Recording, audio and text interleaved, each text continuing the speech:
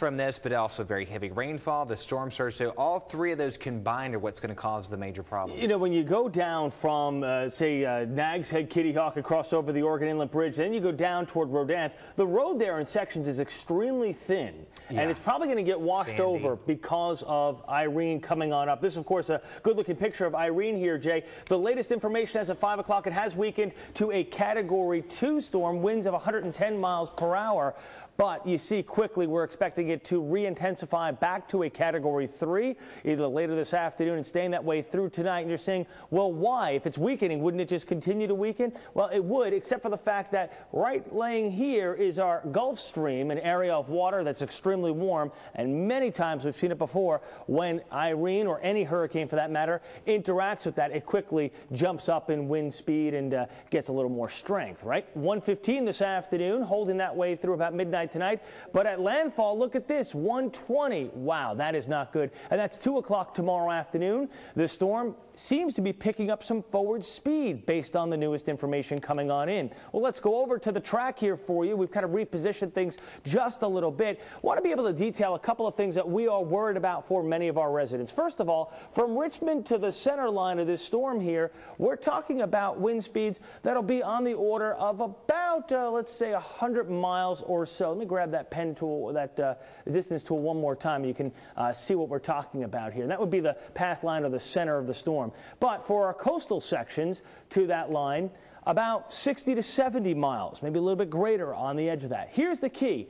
As Irene begins to slide up along the coast, its winds ahead of it will be easterly, and that's going to push the water from the Atlantic Ocean and even the Chesapeake Bay and bank it up against our eastern sections. That's going to create a storm surge. We are expecting storm surge in this area to be roughly 4 to 6 feet, and that'll even come up the James toward areas like Claremont. That's one problem we're looking at. Of course, we have the rainfall. Let me detail everything out for you with our hour by hour. Here we are at 8 o'clock this evening.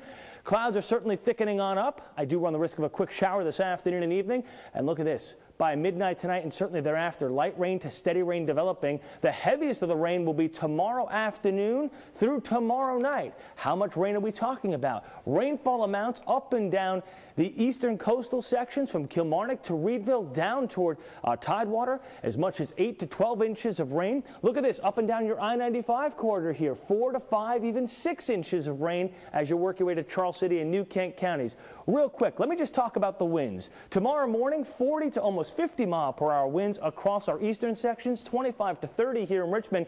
But look at this, by tomorrow evening, again, close to the height of the storm, hurricane-force winds for our coastal sections, while areas in and around Richmond to Petersburg, 45 to 50-mile-per-hour winds, staying that way through at least midnight, and then by Sunday morning, as Irene pulls away, the winds diminish. Look at that. Sunday afternoon, you'll have sunshine and a light breeze. Here is your 8-day forecast. Today, partly sunny, got a chance of a late-day storm. Tomorrow, the weather's dominated by Irene, but by Sunday afternoon, it's all sunshine, 88, and nice next week. You're watching Good Morning Richmond, the only place to get all of your Irene coverage. We'll be right back. 8 News.